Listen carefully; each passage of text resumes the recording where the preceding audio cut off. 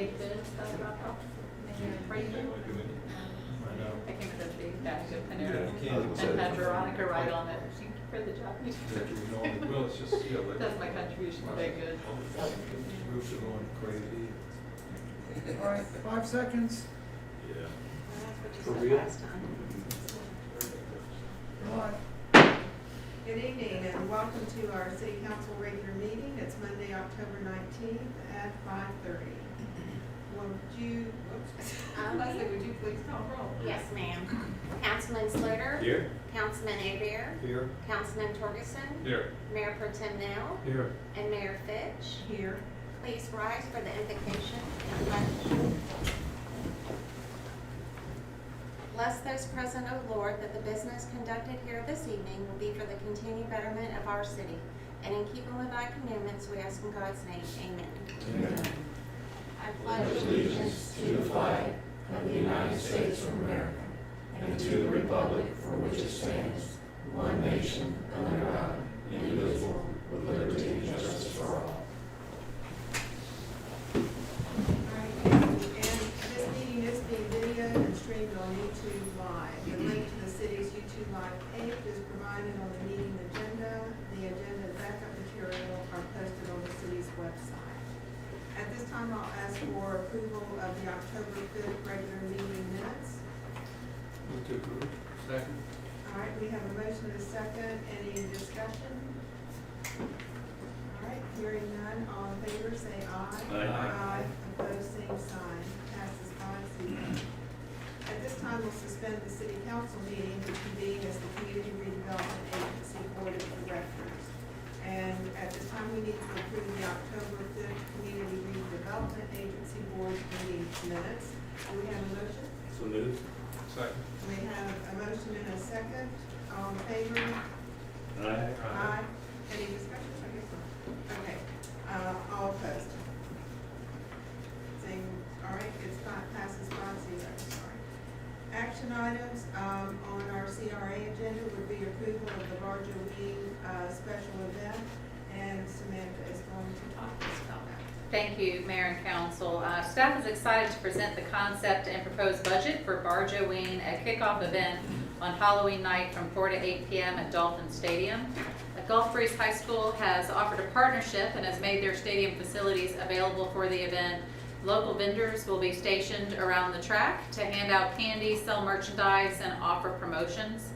Barjoween is a unique trick-or-treat style event that includes food, live music, candy, and fun aimed at supporting our local businesses. From 5:30 to 6:30, the city will sponsor the gift card power hour, where cash vouchers and gift cards will be given away through a free raffle. Vouchers will be redeemable at a business that participates in the event. Larger prizes will also be available for various categories, including a costume contest, booth decoration contest, and pumpkin decoration contest. The proposed budget is presented as a not-to-exceed format.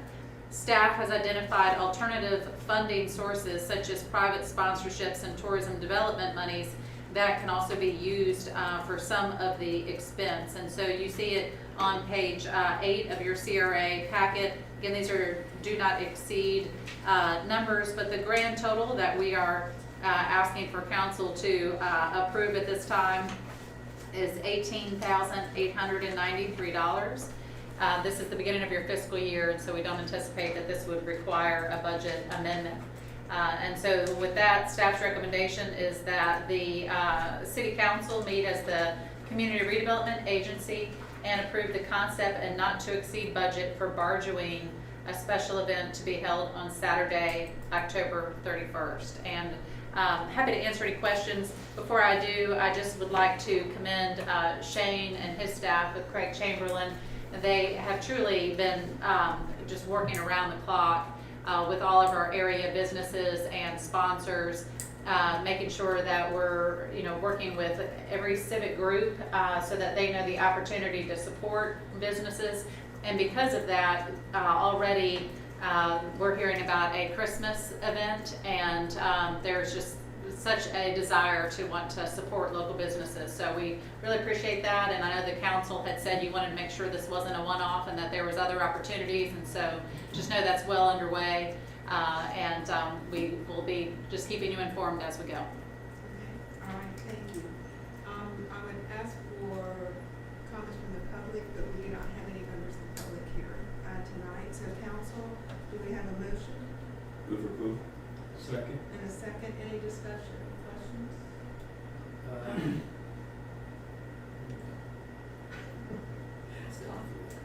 Okay, Tom? Yeah, some concern, part of it is due to my workplace, and part of it is just in general. Some concern about timing, being on Halloween, same time as the world's trick-or-treaters are headed down Plantation Hill and through there. Church services, Saturday afternoon, 5 o'clock. Some activities I think even the Arbors is having. It's just an awful lot to be crammed into that one little corner over there. So we will, at St. Anne's, we will need to put on extra security just to keep our parking lot open for our own operation. So I don't quite understand why we would do this on that particular date with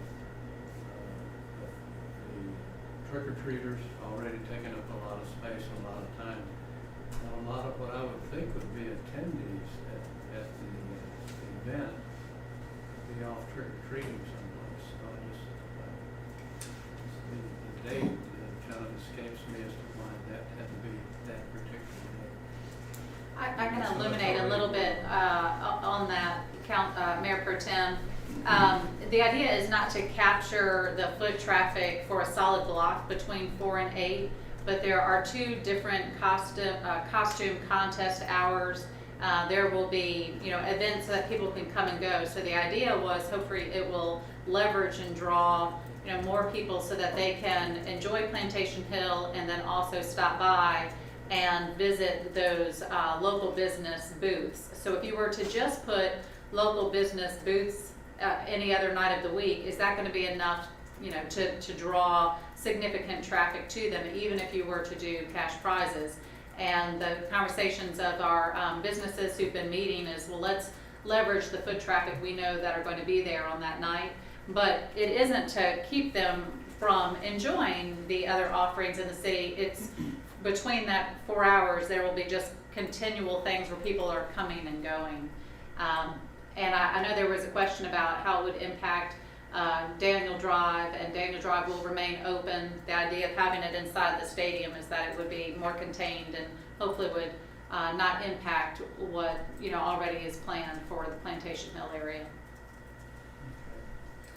From, and this has really nothing to do with that, just Halloween and the trick-or-treaters, are we doing anything to kind of rope off or move people away from the construction areas? I noticed down, and of course you see it every day there, but the idea of some trick-or-treaters going down some of those streets is kind of worrisome. In fact, I had thought that I would just ask them that they make sure they just come the whole thing that night, and they put yellow tape out, partially often. And so just to make sure, because I'm sure they have no idea how many trick-or-treaters typically would come through there. But I think by asking ahead, they can make it safe, because that's the bottom line, is just the safety side. And I know in Plantation Hill, there's already speculation about how many will have come now, that because usually so many are from Pensacola, and will they still drive over or not? So everybody's in a quandary about how much candy. And there will be, and the Halloween thing, Tom, too, is there will be, all the booths are going to distribute candy or something like that. So part of it is just for families to come and do that, and then continue on if they want to or not, So it's really just exposure, but it almost had to be that night, 'cause it was happening. Yeah. I was gonna ask the question, Tom kind of touched on it as well, that the entrance coming into Plantation Hill by our house, because of that, maybe a joint effort between the contractor and our city staff to possibly safeten that up, because if we do have a bunch of kids that would normally come through that entrance way, if they're coming from the stadium, if this event there to get into Plantation Hill, the one side that is still pretty well unobstructed, that could go through on your side, could be cordoned off so that they could come through there if necessary, or if you close it off altogether, I think it's gonna deter people from even coming into Plantation Hill. I'd hate to see that happen. I'd like to be able to see them be able to come in, so we're not taking everyone in from the Andrews Institute side. But it does need to be safened up because of the fact that there's a lot of things out there that kids could get in trouble on, and it's gonna be dark at night, you know. I know Chief has 3 details. I don't know if somebody needs to kind of watch that area or not, or We usually have a security. yeah. Well, usually. I'll see how many people I have, because we're gonna be there in Plantation Oh, no, that's right. and the church. But there is a lot of equipment, so I'd be concerned about that too. Right. Last year there was over 1,300 kids that came into our neighborhood. And we had a good firm count on that, so. Right. And this being on a Saturday could potentially be more, but Right. like Mayor Fitch just indicated, how many of those came from Pensacola that may not wanna make that trek this year? So but we're still anticipating a crowd, so we don't know. That's a separate concern issue from the larger one, right? Or not? It is. Only, kinda, sorta, it's, one flows right into the other. Right, one could potentially flow into the other, because if they're all down at the stadium, and they wanna, most people already know the established Plantation Hill Halloween, all they gotta do is just walk up Joachim all the way in Plantation Hill, so when they encounter that intersection where all the construction's going on, that's my concern, make sure that it's kind of safely barricaded off, that they can not go into an area that's gonna, pose any hazard to the kids. Because there's a lot of stuff out there. Sure, we'll come up with staff is talking, we'll come up with a plan and share that with you regarding barricades and what we're doing to keep it secure. It would just be, safe to address it now, We beef it up. because it's a possibility. The date and the time does give the businesses the best chance at making a go of this. Mhm. And the existing, or the foot traffic we know we're gonna see there because of that, I think we only know. I mean, it would be kind of a nice thing to eventually have something similar to what Pensacola does with the gallery night, on a monthly, certain weekend of the month, that we could, down the road. That would be an awesome thing. Glad you brought it up, it's important. But maybe over Yeah, any year, somebody it's else. closed by the bridge. That was expressed by the Somebody council last time, and Mayor Fitch might want to speak with this, but so staff brought that back, the invitation of the council of we'd like to support, this more frequently. And what Shane, shared with me, and I mean, jump in, Shane, I don't want to put words in your mouth, but unanimously, the local businesses are saying they need a booth there as a, kind of an employment promotion. They need workers, and our businesses are really hurting, so they don't have the employees to bring to a special event even, monthly. That's the real stretch. So with the Halloween event, the other benefit is that they were able to get some volunteers, but we offered something more like the Galleria night, and they just are so stretched right now that some of them are really struggling to even keep their doors open. So that's the catch-22. What we come up with and what the group liked was like a couple of mini events, and they take place in different segments of the city. So you'll have one event, and this is by no means the final decision, but one would be like from Fairpoint to the end of the bridge, and that would be one group, and we would do that 1 month, and then the next month we would shift to like the central corridor, and then we would shift down to the east side, because they relayed to us that it's very difficult for them to get up and set up once a month, and they don't have the time and the materials to do that.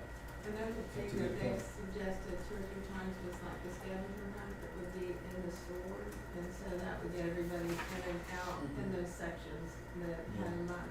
And a band, we've had bands suggest, Right. several things. Okay, thank you. Good point. All right, anything else? All right, all in favor, say aye. Aye. Aye, opposed, same sign. Hearing none, passes 5-0.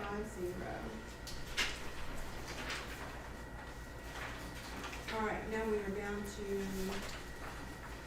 the consent, oh, do we, I'm looking, why are we at new business? Okay, any new business for CRA? All right, hearing none, public forum for CRA. Since we have no one, no. All right, at this time, we will adjourn the CRA meeting and reconvene the city council meeting. We're now at consent agendas for city council, and those include approval of donation in the amount of $6,912 from Bigger Cable Construction Company, approval of change order for city hall bathroom renovation, disaster procurement, confirmatory approval of task order from Tidal Basin for FEMA, professional grant administration and disaster recovery project management services, authorization to advertise for bids for roof replacements damaged by Hurricane Sally, and disaster procurement for ongoing debris monitoring service. Does anybody have any questions and need any item pulled tonight? All right, do we have a motion? I move for approval of consent agenda items, alpha through, what is it, Echo? Mm-hmm. Yes. All right, do we have a second? I know JB wants to say. Yeah, they will. Yeah. Second. All right, we have a motion and a second. Any discussion? Just a quick question Okay. on action. Yes. Consent agenda B for approval of change order for the city hall bathroom renovation. Maybe Jason might know the answer.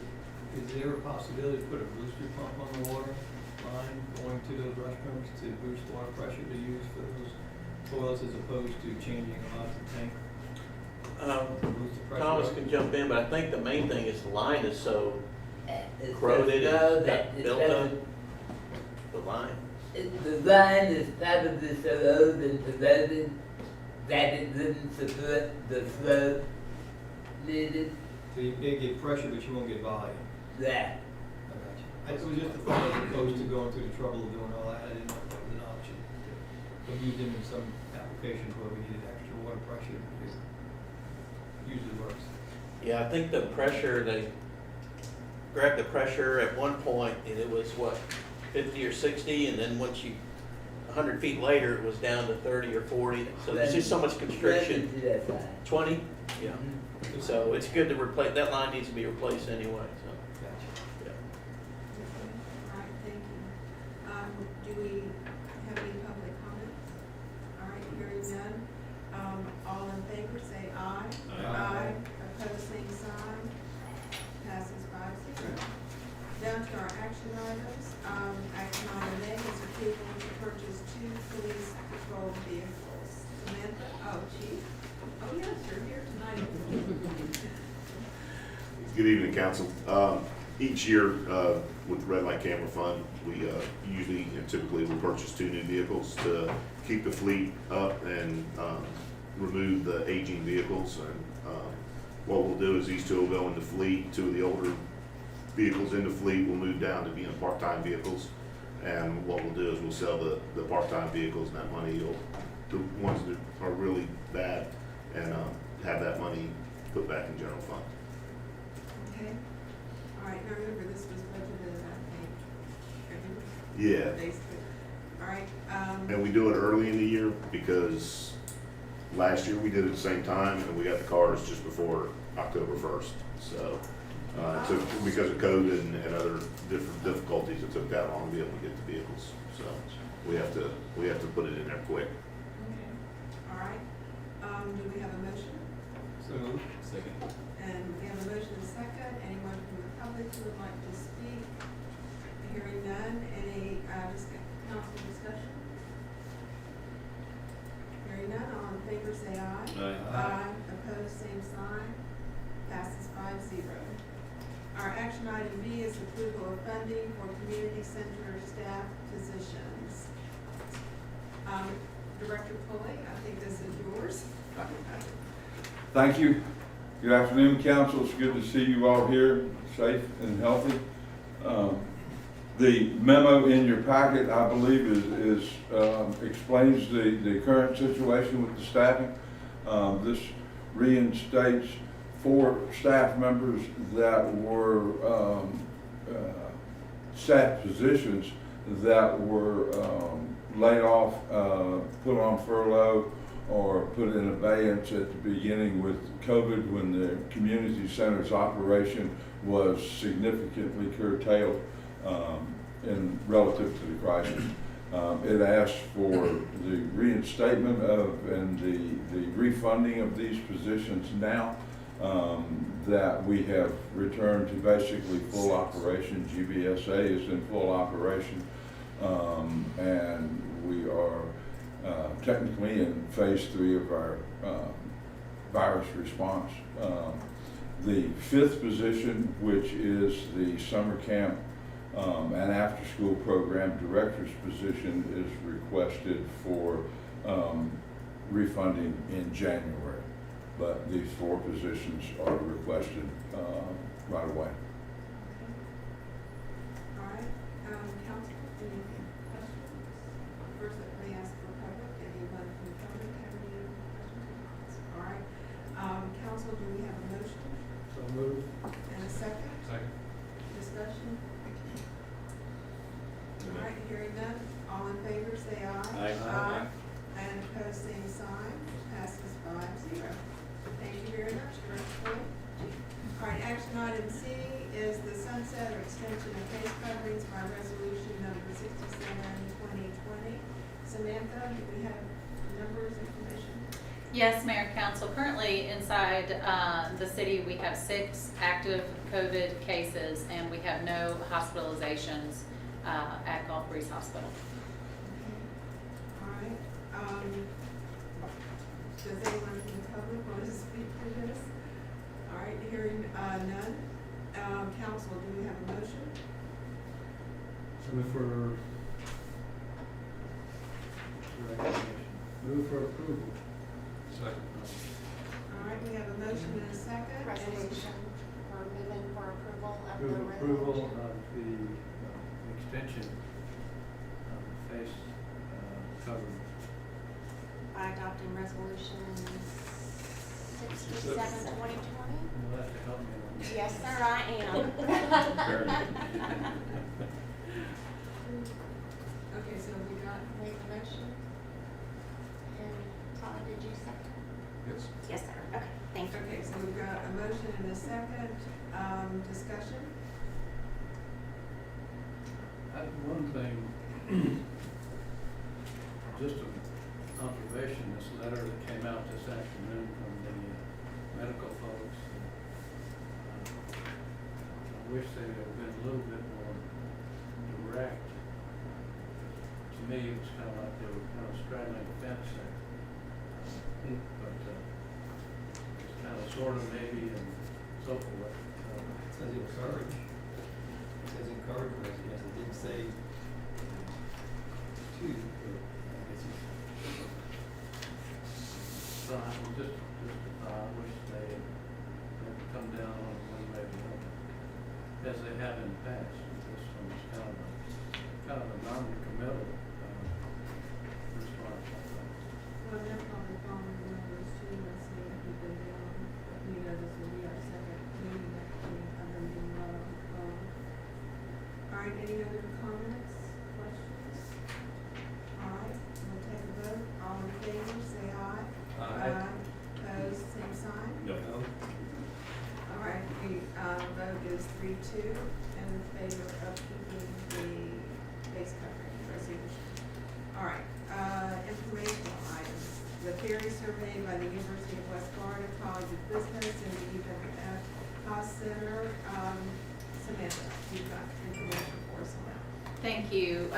Mayor and Council, at your last meeting, we discussed with your marine contractor, Loftus Marine, the concept of extending Shoreline Park South Pier an additional 200 feet in order to bring the pier past the seagrasses in order to accommodate ferry operations. And there was quite heavy discussion, but What I did not hear from any individual on the council was strong support. And so I think it was very obvious that each one of you were really trying to deliberate on whether you were considering a long-term solution for a short-term problem. And whether the extension of a pier 200 feet is something that long-term was going to be an amenity for Shoreline Park South. And so you asked for results of a survey before you again took up this issue. Between that time and now, we have continued to explore other alternatives in order to bring back various options to you. We also, importantly, have continued to receive feedback from permitting agencies and from FDOT. And so I'll update you on all of that just very briefly, but you do have in front of you the survey results from UWF Haas Center. They were great at working with the counties and cities and promoting the responses. And so we had 2,926 responses. I'm just going to hit on some of these key takeaways for any public who may be watching, but 88% of respondents who live in Gulf Breeze travel to Pensacola for work or school. That's not the Gulf Breeze community, that's referring to the city of Gulf Breeze. That are your residents and constituents. 36% of respondents who live in Pensacola travel to Gulf Breeze for work or school. 22% of respondents who live in Pensacola travel to Pensacola Beach for work or school, and 82% of respondents who live in Pensacola Beach travel to Pensacola for work or school. And so with the willingness to pay, the response was that 67% of respondents responded that they had some willingness to pay, and of course that correlates with 67% in Gulf Breeze, 69% in Pensacola, 77% in Pensacola Beach. Of those willing to pay, 7% would be willing to pay $15 to ride the ferry, 28% would be willing to pay $10, 77% would be willing to pay $5. The willingness seemed pretty similar between communities.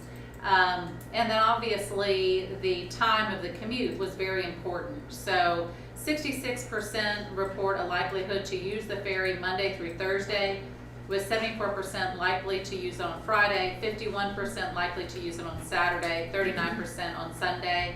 That is consistent, I think, with the desires of the council, that your concerns are mostly economic ones. You already have waterfront parks for recreation purposes, and so your focus is on making sure that your local businesses and residents who've already been hit so hard with COVID-19 business closures and recession-like economics aren't further impacted for up to 6 months that we're projecting to have the bridge being closed. And so there are some more takeaways here, but the bottom line is we had a really good response. There's more demographics, but there's clearly a willingness from those who live inside the city and in the surrounding area to utilize a ferry. This morning, Mayor Fitch and myself met with FDOT, met with our district secretary and FDOT staff here in this council chambers. And we had probably an hour and a half long meeting talking everything from the efforts that are underway with Skanska and their 2 subcontractors to make good on the timeline, to ways that they can continue to support lessening the commute. Effective today, the ECAT bus service now has a bus stop at Gulf Breeze Hospital. So it no longer stops in Tiger Point, but you saw a little bit of a draft on that last week, and we can now confirm that the bus stop will come all the way to Gulf Breeze Hospital. The ferry for Gulf Breeze continues to be very challenging. We did hear from state agencies that as we were exploring the idea of floating decks, that we thought would be, well, number one, it isn't a permanent option, so we thought that the council may appreciate that. But number two, we thought it might avail itself of a temporary permit to have a floating decks. But what we heard back from the state agencies is that there are case studies that are very recent where, because in essence, even though it's a floating deck, it is a barge. And so they're 10 feet wide instead of a pier, which is 5 feet wide, and it doesn't allow for light, and so it does kill seagrass. We posed the question when, the fact that it would only be for perhaps 4 more months during the winter months, would there be any consideration there? But we did not get back a warm reception on that idea, and we would really hate to waste time. And so this morning, Ron Pooley and John Loftus explored the idea of Vista Park. And Vista, early on, as we were looking at capacity and parking, we had, we put that idea aside to look at Shoreline Park South that would accommodate more parking. But there are some benefits of Vista Park. Number one, it's deep. Number two, there are no seagrasses. And so what you would be looking at there would just be a gangplank, which is much more affordable and doesn't have the same proposal of a permanent 200-foot pier extension or the floating barges. And so we spoke with FDOT about that concept. They really liked the idea that it is already on the highway. It is already at an ECAT bus stop. We can utilize people movers with satellite parking. So we're looking at that, but it also has challenges. Obviously, the pier that's there now needs some repair. That's not a big challenge, especially compared to what we've been looking at Shoreline Park South. We need some repairs there. We would need some ADA compliance with barricades along the water. Also can work with that. But because we had the washout of the Pensacola Beach Bridge, you have considerable construction, and you also have debris and untold amount of sand washout in the water. So we need to confirm those depths, and that is something that we'll be working on. So Ron has really taken the bull by the horns. Obviously, the issue of the ferry is something that we work on daily. And so we don't have a proposal for you to sign off on tonight, but we wanted to let you know where we are, which is that we're continuing to work with our state agencies. We are really running down, every option, and we'll continue to keep you informed. So that's where we are. I'm happy to answer any questions. So, appreciate all that. Yeah. I just thinking about the barge and the most accessible and where we're at. Have we thought about trying to connect with the boardwalk where there already were set up for a barge at one time? I know that their pier got damaged, but they have a large parking lot there that I'm sure is owned by the county. It would not be in Gulf Breeze, but it'd be very accessible from Gulf Breeze people. And they got a huge parking lot there. I'm sure the vendors on that boardwalk would love to have 100 and some odd people parking there and hanging out while they're waiting on. It's just something. The dock is not in great shape. Right. The main thoroughfare is fairly good because it has blow-up panels. But the 2 T-docks are in bad shape, but there's already a barge thing set up there from the a ferry, that ran back and forth already. This might be something to think outside the box with, to partner up with Escambia County to look at, We'll be Robert happy. Bender might have, can. Yes. Yeah. We'll be happy to look at that. At Shoreline Park South, we haven't completely rejected. Ron and John Loftus are looking at whether you could connect a series of gangplanks so that the sun could get through them instead of barges. And so when you talk about thinking outside the box, this is for our local businesses and residents. So we're really trying that, but we'll add the boardwalk to the list. Maybe worth taking a look at. I think yeah. it's a huge parking lot. There's another huge parking lot right across from it, and it was set up for a ferry. And it's deep water right there. There's no grass bed issues, and it would be a fairly quick thing, I would think, if we're going to actually really do this. And so the other 2 ferries are they gone? Are they in the yard? Where are they at? The 2 ferries that were existing are just destroyed. I mean, I don't know if they're even repair jobs or just totaled, but they were they were severely damaged. The Hornblower, who has the contract for those marine, they have brought in a ferry that is now docked in, Pensacola, and they Wednesday would like to give a tour for anybody who is interested. I've learned quite a bit about ferry operators. FDOT further illuminated me today. There's not a lot of them, so when they hear that there's interest, they come knocking. Mhm. And so, but it has made it a lot easier for us to explore all these concepts when we have operators who are so willing to answer those questions. So, so we have one that right now is in Pensacola. We've been getting calls, even from Gulf Breeze News, asking, hey, are you going to be able to deploy this and find it a home to land? But we have other operators, as well. So, but any options that you have, we'll hunt them down. All right.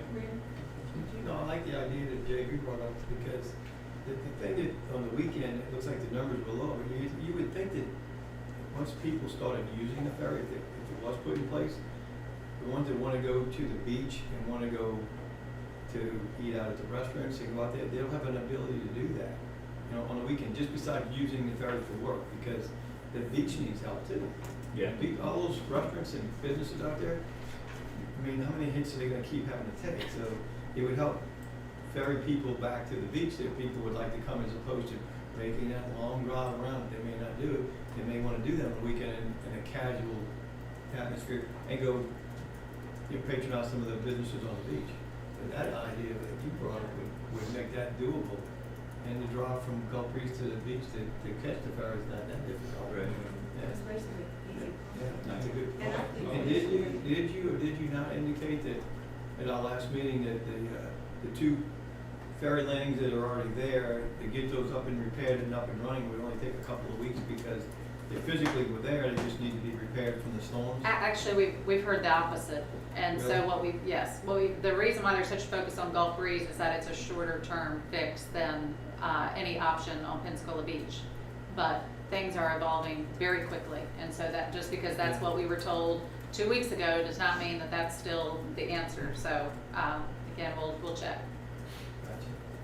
Yeah, and perhaps if it's a barge out there, that would be, like for us, it's gonna be less than, less getting ready. And so maybe they could fix it more quickly out there for a barge. than Yeah. Exactly. A big consideration is they might have had more destruction, but if they're building back in the same footprint, then they're going to be able to do that a lot more quickly than a proposition that's requiring permitting. Yeah. So. Okay. Well, I like, I like JD's thought too. Yeah. That's good. I like the Vista Park idea, because we're not talking about a lot of infrastructure to make it happen, so it can be done a lot more quickly. I did want to ask, how far away does Loftus Marine feel like we are from getting the pier that we already have fixed back to its previous state? And the reason that I ask is to see if we can't promote the idea that some of our charter captains and such around could just go ahead and start ferrying people back and forth. Particularly on the weekend. I took a straw poll today at our Rotary Club and asked, when would you want to use it? And nearly everybody I talked to said on the weekends, because then you have time to do that, and you don't feel like driving all the way around, but you wouldn't mind a pleasant boat ride across the bay and then go to restaurants here or Go downtown or here. Exactly. And so Ron just shared me 2 weeks in order to have the pier complete. Yeah. So they're working on that now. But if we put something formal out there for licensed captains, because you do have to have at least a 6-passenger license to do it for hire. Yes. Yeah. That would put some fun back into doing things around. Exactly, yeah. Everybody needs some fun. Yeah, they do. That's right. Great. Yeah. Okay, all right, any other comments about the ferry? All right, we will move on to the Hurricane Sally after action report. Samantha and department chairs. Thank you, Mayor and Council. So I just want to share with you the idea of where we're going from here. This is your 30-day after action report. And so this is obviously covering our short-term recovery, and it is providing you with recommendations from staff based on our observations. in our debriefs and discussions with other area organizations for what we feel the council should prioritize coming out of Hurricane Sally. The intention of the debrief tonight is not to walk you through the council's emergency operations plan. It is not to walk you through the steps that were taken to prepare for the storm or respond, but rather we're going to kind of start towards the end of the report and take you through our key takeaways. And so this evening you'll hear from our incident commanders. Ron Pulley will not be talking so much about parks and recreation because we have some matters that we're going to bring back to you on a separate council agenda. And so I'm just going to walk you through a little bit, and I know that you received your agenda Friday, so I thought it would also be helpful to just kind of take you a little bit through the report and the highlights. This has also been posted on social media, and so it's available for the public to review. It's very important that we continue to get input from our residents after they read the report, and we'll of course be getting with our local media in order to further share with our citizens just the key takeaways when you have a 500-year flood event and what that really means to our residents and how they can best prepare for such an event. So starting with page 4, what you see here, this is an executive summary, but basically we have 87 lift stations. That's the same number of lift stations as the largest utility provider in Santa Rosa County, which is Holly Navarre Water Systems. Both utilities had about the same number of lift stations experience power loss or power surges or be submerged. We had 38 lift stations which were impacted. Inside the city, there were 3 residents that reported sewer backups. Outside the city, there were 13 that reported sewer backups. Here's the important thing about that, is that outside the city, our water and sewer cover a 30 square mile area. And that's very important because what you could have had happen is you could have had 1,270 addresses that experienced sewer backup. And one of the takeaways from this storm was it was the first time that we used such an integrated technology approach. I know that the council felt that in our group messages, but on our side of the EOC, we used a software management profile so that all of our incident command could see when we started having issues with our utilities. So we were all reporting them to one dashboard, and as you had staff responding, they were replying back, so we knew which ones were getting knocked out and which ones still needed to be addressed.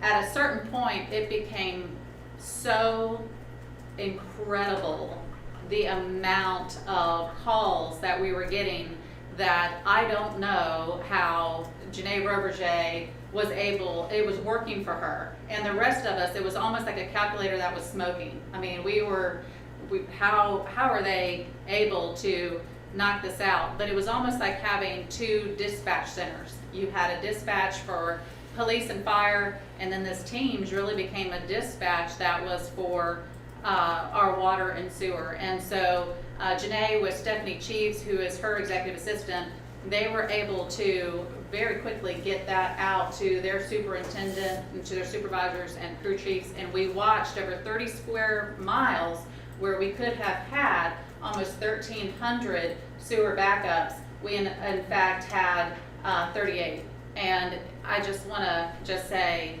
I mean, it was incredible. And I think we all have said afterwards that our water and sewer operators were the rock stars of this entire event. It was absolutely awesome. And I just cannot say that enough, especially when you talk with your other area utilities and the fact that when you ask them, how did you respond during the storm? And this is certainly not to cast aspersions at all, but it is a stark contrast when you're talking with other area utilities who follow their protocol, and after the hurricane, they bring in a vac truck and they focus on their utilities and dewatering their wells, whereas our utility operators were responding until the point that they were called back from incident command, until they were said, you must stand down because of the weather. And so we're just super, super proud that we had over 1,000 addresses that did not experience sewer backups because of the responsiveness of our team. Let's see, for stormwater, we have 7 stormwater pump stations inside the city. All 7 pump stations failed intermittently due to power outages, and so no surprise that that is a subject of discussion. Very quickly after the storm, we heard residents say, oh, well, we should have generators. Why do we not have generators on our stormwater pump stations? And so one of the things that the report talks about is we really looked at that, because as I shared with you, if it is really so simple an answer, then I count myself the luckiest city manager on the planet, and I can pretty much, spoiler alert, tell you everything's going to get a generator. But it is not that simple, and that is not surprising, because a generator is a combustible engine, and it is going to fail. And so when we talked to our other area organizations, they echoed back exactly what I heard from Thomas Lambert, which is that if you put a generator out there, it's going to be submerged. It is not going to be any better. And so what you hear is a focus on bypass pumps. That is what other area utilities have. That is what we require on our newer lift stations. And for our stormwater pump stations, we'll be looking at the cost to raise those in some instances, or how we can better fortify them, similar to behind the community center where you have the concrete encasing. Obviously that could be intrusive in a neighborhood, but we'll be looking at how we can better fortify it. It's important to not, or I guess to manage public expectations and make sure that our public understand that a generator is not necessarily the answer when you have 30 inches of water. We heard unanimously from everyone that no, they do not deploy a generator, because it's just tossing a generator out there to get wet and to quit. So, so we'll continue to work on that answer. In all, of course, we compare this storm to the 2014 flood event, but it is different in some marked ways. In 2014, the rain that the city received was over 5 days. That was a unnamed storm that sat on us. With Hurricane Sally, Monday, as you see from the text screenshots that were shared, Sunday, you have Mayor Fitch reaching out to me saying, are we pre-deploying pumps? The rain prediction is 7 to 12 inches starting tomorrow on Monday, and you see from the screenshots of the weather alerts that in fact was the case. The difference between Monday and Tuesday, obviously, is Hurricane Sally started growing. It went from a Category 1 back to a Category 2, started really trailing east. And so as you read through the report and you read through the phases of our emergency response plan, it was Tuesday that we went to our A and B shifts, where we knew this was going to be a very long, exaggerated flood event. And so again, I'm not going to dive too much into that, but that's a significant difference from 2014, is because we had over 20 inches of rain in the first 24 hours. We had over 30 inches of rain in the first 48. What that meant is that by late Wednesday and Thursday, a lot of the rain could not be seen. And that made it really challenging for FEMA when they're doing flyovers, and it looks like there's not a problem because the damage is inside the homes. It's no longer on the outside. And obviously the fact that we had dewatered, that we had lowered our ponds, and that we had pre-deployed pumps in areas that we had recognized as vulnerable ahead of the storm significantly helped the city. So that by 72 hours after the storm, we only had one area, and that was on Gilmore, that was still holding water. And so I think that, again, is very significant. When we talked with Pensacola, that is 40 square miles. We asked them, what efforts did they take, prior to the storm, and they said we did not expect it to come this far east. We knew we would get a significant rain event, Samantha, but we did not lower, our ponds. We did not pre-deploy or deploy ponds or pumps. rather, but only after Hurricane Sally, and that of course was to focus on their utilities. And as it relates to Santa Rosa County and Highland Navarre water systems, there were no pumps that were deployed. So what that means is that in 2014 we had 300 properties flood, because also in part due to the $6 million in infrastructure investments made by the city council. For this storm, we had a total of 21 properties flood. That was 5 structures in the central basin, 11 in the east basin, and of course we talked about the 9 McClure and Shirley at our last meeting. Jason will talk a little bit more again about the takeaways from that, but there is in your report a comparison of the amount of flooding from 2014 to 2020, the inches. And so for those 21 properties that flooded, it's unsurprising that they flooded in 2014 as well, because they are not yet connected to our new stormwater systems. And so even though they flooded again, you can look at the stark contrast between flooding to 20 to 30 inches of structural flood back in 2014 to now an average of 2 to 3 inches. And so I do want to commend staff, because there is absolutely no doubt that that is due to the responsiveness through the storm. Again, we had 8 pumps that were pre-deployed. The reason why they were pre-deployed where they were is because Sunday, Thomas put together a heat map in order to make sure that our citizens who were in those low-lying areas that had not been yet connected to a gravity system were made aware that they were in a vulnerable area, so that they could take what action they could or leave the area. And so that map was shared on Sunday, and that is where the 8 pumps were deployed. We talk in the report about, again, lessons that were learned as it relates to ensuring that we have enough rentals and that we have pump readiness. Again, I'm going to leave that to staff. I'm just going to share with you some of my takeaways as your city manager, and many of those relate to communications. I have learned through responding to natural disasters not to draw conclusions too quickly, and that is because it is similar to the scene of a crime, that when you're in an emergency situation, everyone is looking through their particular keyhole. And so my perception of that response could be entirely different from somebody in our water and sewer division.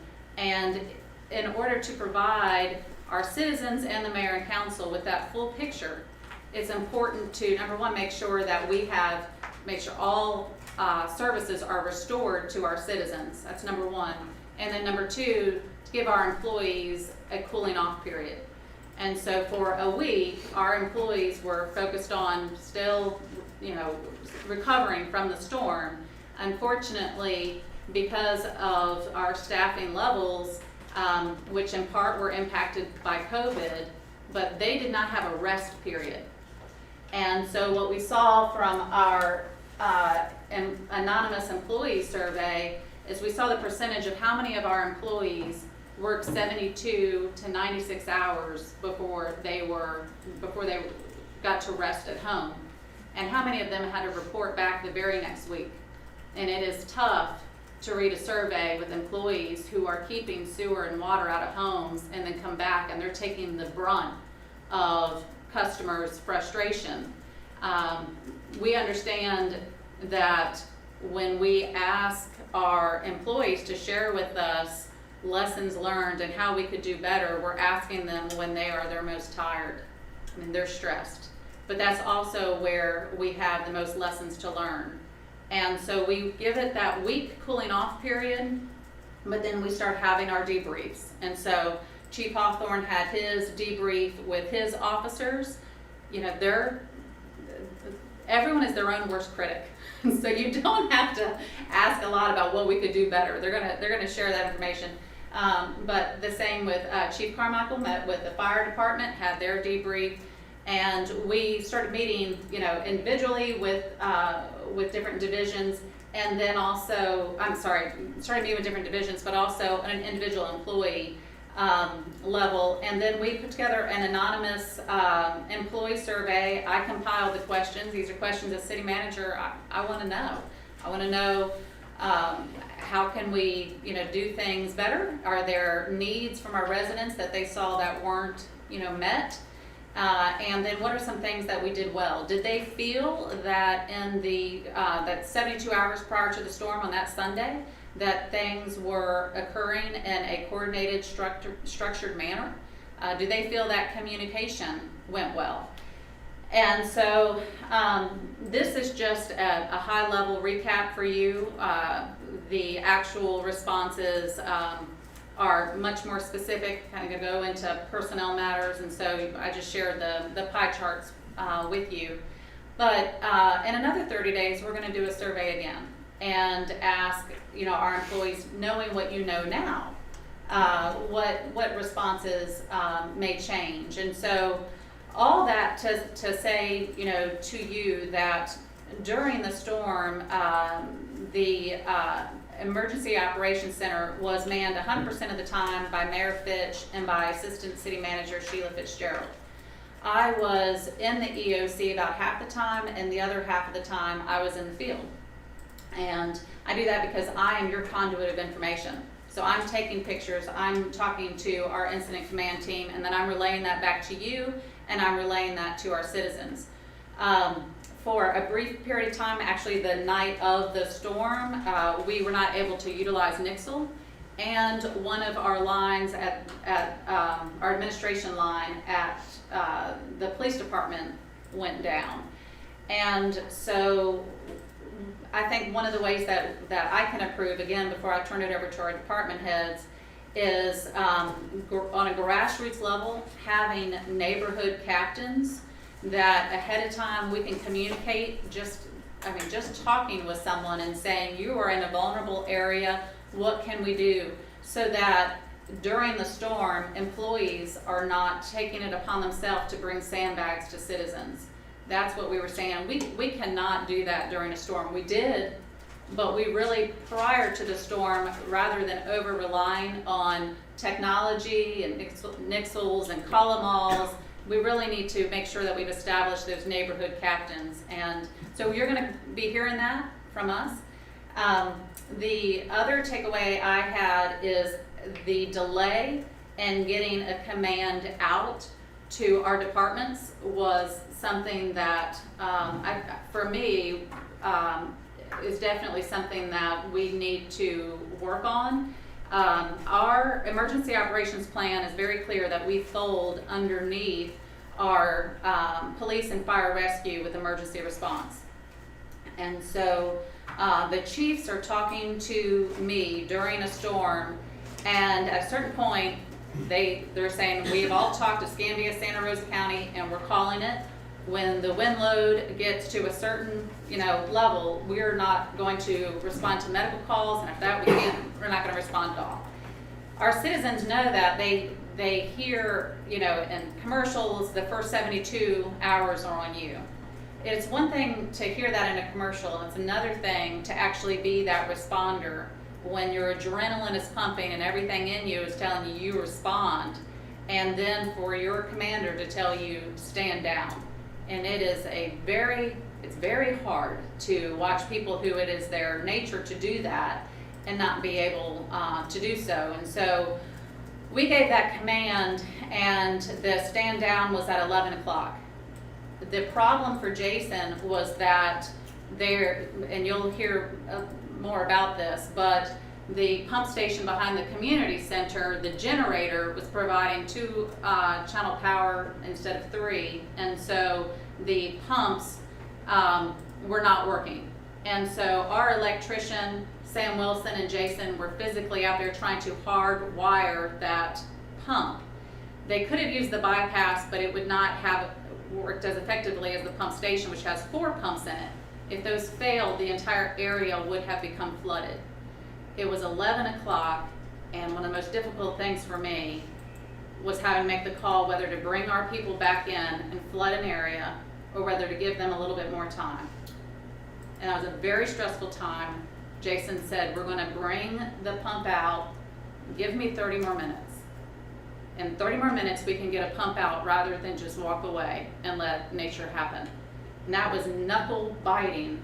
At 11:30, they had it done, knowing that there was an electrician who was out there, that y'all were hardwiring. That was very difficult under those high winds. And we read about that in our employee survey. I had fire and police say, that's not right.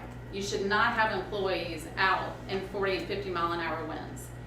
And the next day, I hear on the radio at 6 o'clock in the morning, while I'm looking at Mayor Fitch, I hear that over the radio that we have stormwater crews who are on their way to respond to McClure and Shirley. And I called them back in. They were upset. And I told them, you will not be in trouble for coming back in. You're in trouble for responding in the first place, because we are not responding. If police and fire are not responding, then stormwater is not responding. At a certain point, you have to let Mother Nature do what is going to happen. And I found out later that they had responded at 3 o'clock in the morning, and I watched a video of an employee who was who fell to his knees and was hit by debris and lost his flashlight. And I thought about sharing that with you, but out of consideration to that employee, I'm not going to do that to make a point. I share that with you to say we have work to do, because our employees, their desire is not to let their city down, is not to let you down, and they will continue to respond even once they get the command to stand down. And so know that that is the caliber of people that you have working for you. And right now, after a storm, it's our job to build them up and let them know how much we really appreciate the hard work that they did, and how that is evidenced in this report, and the fact that you had a more significant rain event in 2014 in 48 hours. No question about it. But you had 21 homes that were impacted rather than the 300. Was it worth it? And I'll just tell you that in my opinion, no, it wasn't. As a mayor and council, you have to decide what type of elected officials you're going to be, just as I have to decide what type of city manager I'm going to be. And I will not ever put the safety of my employees on the line. And I don't want to be the city manager that when Pensacola and Santa Rosa County and Okaloosa and everybody else has stood down, I have an employee who's injured because he didn't know when to come back in. And so that was a tough lesson for me. And part of that is we had cell phones that were wet. There was just a delay in getting that communication out. We had the same issue with water and sewer and lift stations, and them continuing to respond in very dangerous conditions. And so we're going to need to tighten that up for sure. But that is, for me, a key takeaway. Obviously, that all comes under the umbrella of managing expectations with our public, letting them know that when you complete your stormwater master plan, you will have a fully connected gravity system inside the city. It will definitely be an improved system from what you have now. That is not going to make us impenetrable to 30 inches over 48 hours. We will continue to pre-deploy pumps, which is something that other area communities don't do, because we do that in Gulf Breeze. Well, I mean, we do that, and we're going to continue to go out and tropical force winds. We're going to continue to make the call if we think it's life safety. Shane is going to talk to you about the responses that fire had, but they also had to make the call to break that stand down order because it was a life safety issue. It's tough. It's tough to watch your fire rescue come back in the building and not be able to get to a structural fire, but at least knowing that the homeowners were safe. And so making that judgment call is always going to happen because no two storms are alike. They're all different. And so it's explaining to the employees that there's never going to be a hard policy, but we fall underneath the incident command of police and fire. Those decisions are made regionally. and the safety of our public and our employees is always going to come first. So that is my recap, and I'm going to turn it over to our department heads who are going to give you a few of their takeaways. And again, these are things that you can just expect are going to come up in future discussions. As we reply to our employees on the after action report, obviously we're going to be emphasizing that police department and new office building for the wastewater treatment facility are imminent. You know, that we realize that that is needed for hurricane safety, for proper accommodations for water and sewer who are separated physically from us and they're serving 30 square miles. It's important that they have appropriate accommodations. And the same with our police department. Hurricane Sally just didn't wait. And it didn't wait, you know, for Bear or McClure and Shirley to be, you know, connected.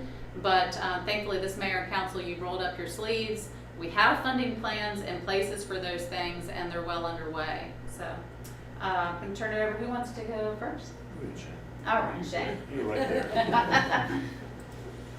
Well, Sally was definitely a challenge, and I tell people it was not an item, but it wasn't an errand.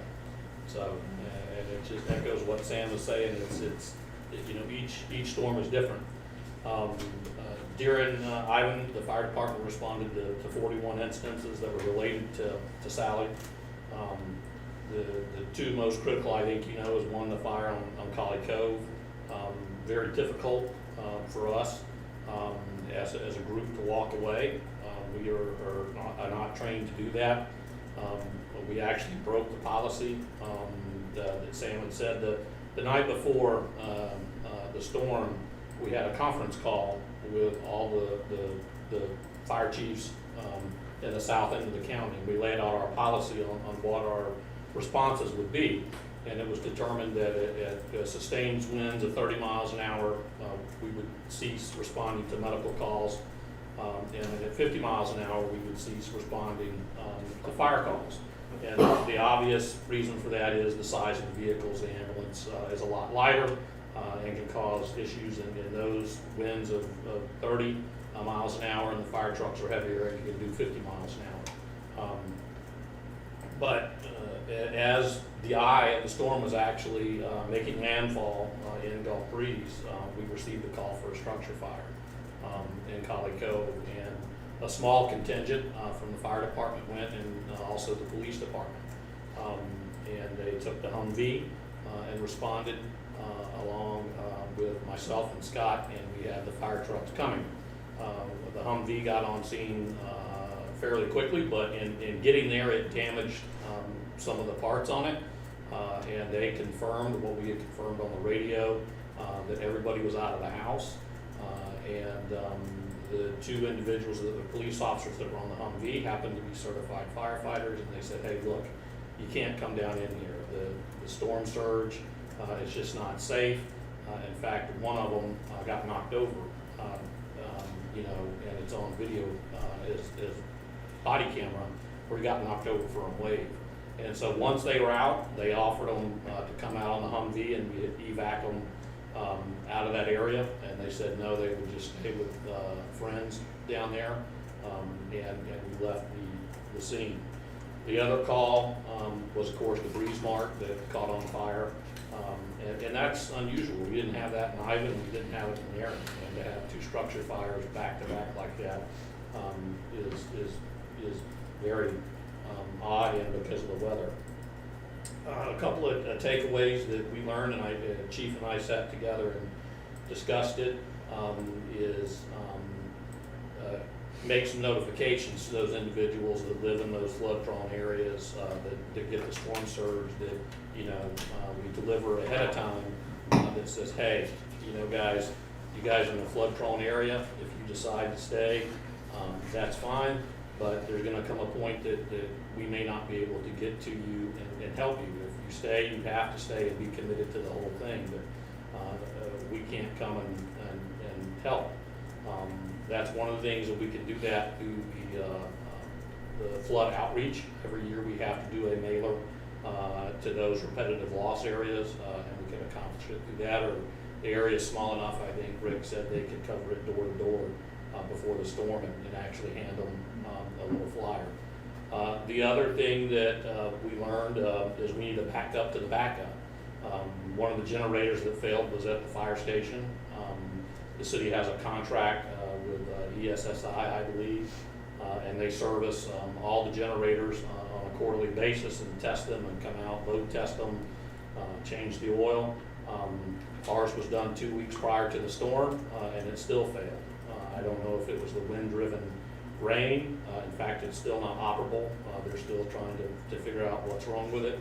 But I think it would be good that all the city facilities that have a permanent generator also have a bypass that we can bring in a mobile generator and just twist it up with twist locks and throw a switch. So those are the two takeaways that I really have from the storm. Go to Chief next, because I think we're gonna spend a lot of time with Jason Thomas. Good evening, council. As Shane alluded, Sally was kind of a different type of a storm than we've seen before. Most of them were pretty quick coming through. The track, giving us the time. This track was, of course, going through Louisiana, and watching it on Saturday, watching it on Sunday, and even on Monday morning, it was still going through Louisiana. So the part of learning on this is no matter what's out there, information, now needs to be put out to everybody. Just keep watching. And also, it was only supposed to be a rainmaker. We weren't really supposed to get anything else from it. We activated after Monday night's meeting and all that. We went into we activated everyone for Alpha Bravo shift starting Tuesday at 6 p.m. That's where we bring in. We'll bring in the night crew all midnight, even the ones that are off. All leave is canceled, and we'll have all midnights, all days. We'll start the next day. The ones that were there go home, take care of their place. But we go out to the department, so we have the same amount of officers, pretty much on nights and days, to cover whatever might be needed as far as any kind of stationary locations or patrol. It all depends. We can't pre-plan it because every storm is different. This one here, starting at 9 o'clock, we know that we're going to close the bridge sometime. At 9 o'clock, we did close the bridge, and not because we decided to close it. The barge helped us on that one. So that automatically took 2 people right there to help maintain the bridge, and it really took some more because there were still a lot of people trying to get across the bridge. We will get calls throughout the day. When are you closing the bridge? When are you closing the bridge? We want to just tell them go home. Don't ask, just go home. But they all want to be out. They all want to sightsee. They all want to do everything until the last second, which then kind of puts a little pressure on us because when we tell them when the winds reach this, they want to know exact time. We can't tell you the exact time. And as we've seen with the Weather Channel, they can't tell us exactly when it's going to hit us. So we try to get that information out.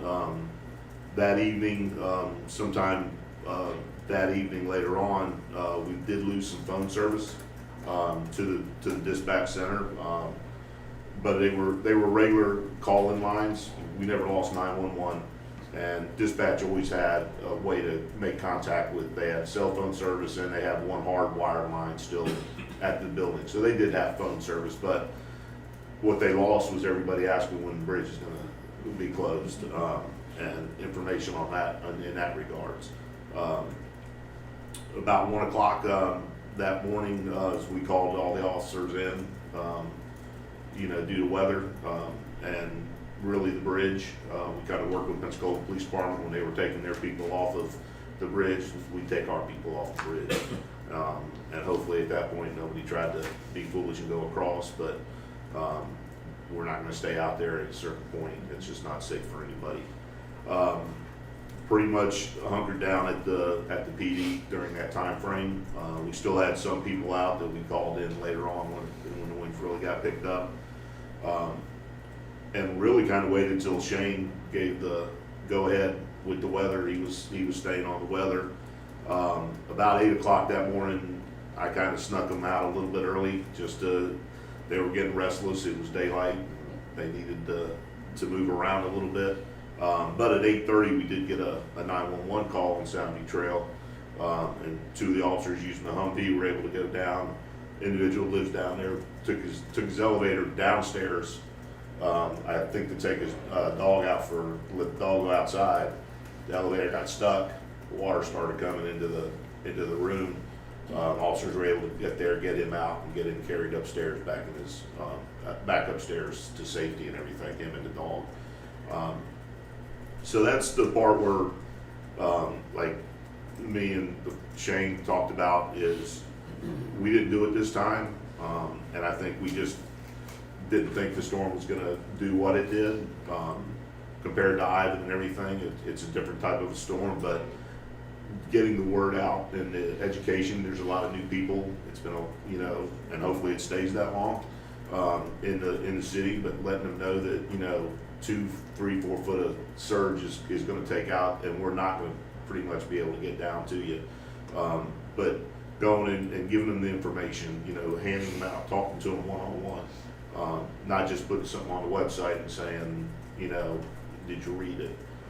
One of the other things that we're looking at doing is with the website in the city is like some kind of an information for, a hurricane. So it's always up there. But I've got some video from somebody who lives on Deer Point with the water coming through the ground floor and everything. Put that on there. Let them see what down here looks like, because you can hear it, but if you don't really see it and then understand why fire and police can't get down to you, let them have the information, or at least get the vehicles out of there, have one there till the last second and say, okay, I'm getting out of here. I know several people had done that night. They had pre-planned that. A lot of others didn't. A lot of them just wanted to ride it out. But it's just one of those ones as we move further into debriefing this and looking at this, things that we can do to get the communication part out to the citizens along the water's edge. That night we probably had, I think we were like at 40 calls, a little over 40 calls. Most of them dealt with fire. They're basically fire responses, down power lines, business alarms, fire alarms, typical things you get during severe weather and everything.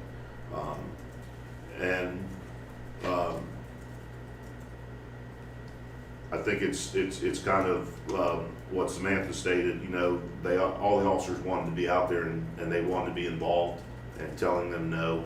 And I know the fire department, the same thing. It's like, so that's kind of one of the reasons. I did let them out a little early, just to. But we set parameters on what they can do and everything. At that time, the wind had gone down enough for a police cruiser to drive around. And then the real other issue that, we're still, when you depend on the internet, it ain't gonna work, and Dixel runs on the internet. So a lot of information we give out to the public, we tell them to get on we were able for a while to make phone calls to our IT person, Rick Rominski, who lives over in Pensacola. So he was at home, so he's got access to be able to get on there. So he was able to send out a couple of messages out that way. But, making sure that, everybody understands, at a certain point, we might lose phones going down, internet. We didn't lose wireless this time, after Ivan, for the ones that were here. Remember, there was no communication of whatever. We had no radio communication. We didn't have wireless communication. We had to send runners if you wanted to get information to people. So, we were much better in all the way around. And for the police department, we that night, once we enacted the curfew. I had to talk to my attorney. We enacted the curfew. Officers that were on the midnights, that's what they were looking for. Cars, vehicles moving around after the time frame. And we sent several people home. A lot of people didn't know, once again, if they were looking at, they couldn't get on the website from their house to check the city, what the rules are and anything like that. So we were able to get the information out to people as quick as we could. And we didn't really have that much after that first night. And then we pretty much went back to regular shift that Saturday morning, 6 a.m. We had 1 or 2 extra in just in case there was some need. But at that time, you know, pretty much all the streets were taken care of. Power was on in the city. There were no more down lines, so we were able to go back to almost normal manning at that time. I'm going to ask if Thomas will come join us. I'm going to scooch down here. Go ahead.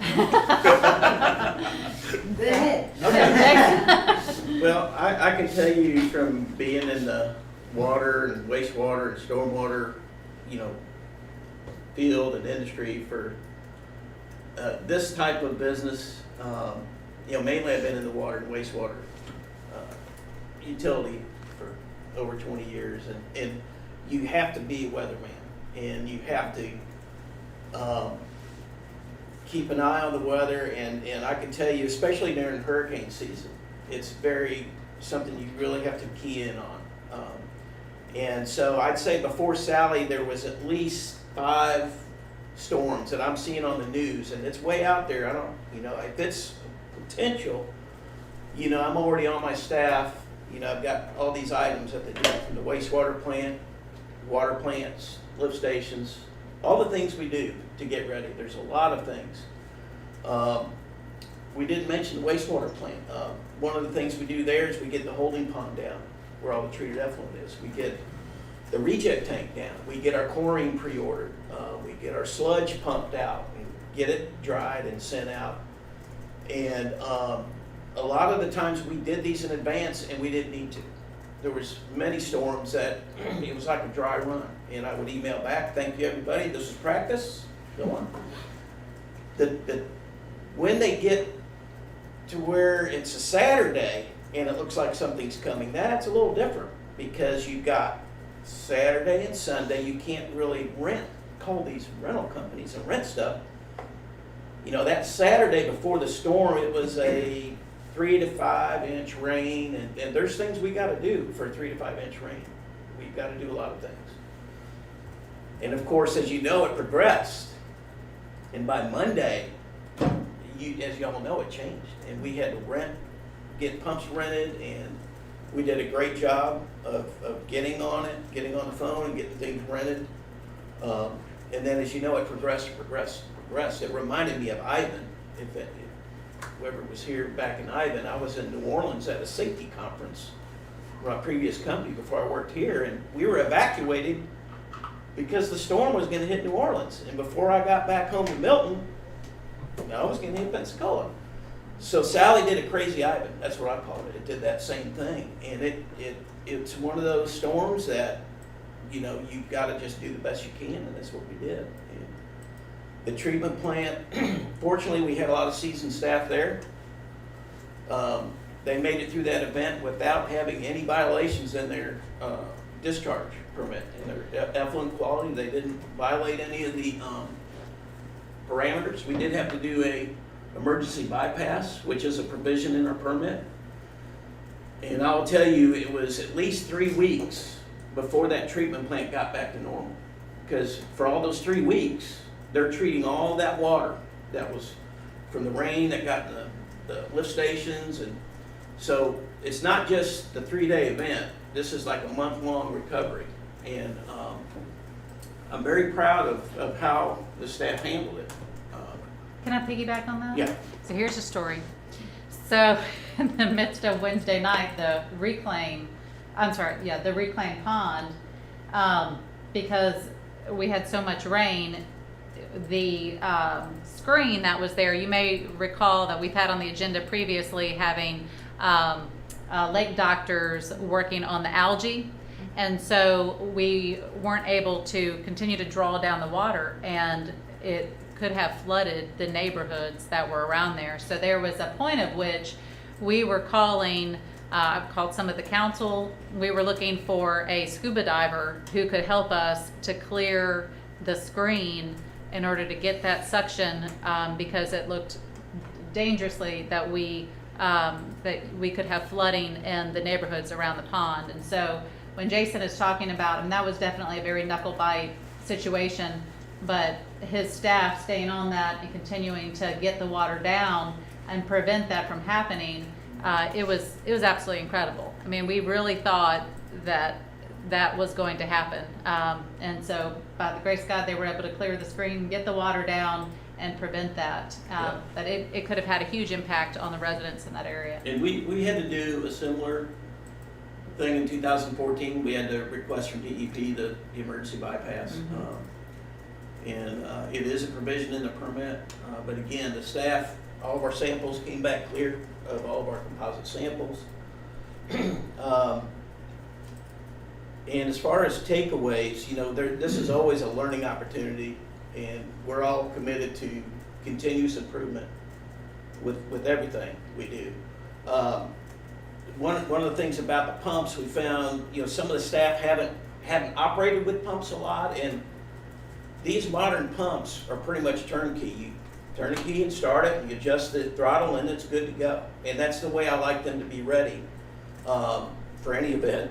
But there was some issues where the pump wouldn't either start or it wouldn't prime, and they didn't really know what to do. They had like 3 things they knew to do, and there wasn't any more. And some of those pumps, we actually had to have the tech from the manufacturer rep come out and fix it. It was beyond normal troubleshooting. In fact, one of the pumps, which is a brand new one we purchased last year that was budgeted, it's had 2 issues since we bought it. It's a brand new, you know, $50,000 pump.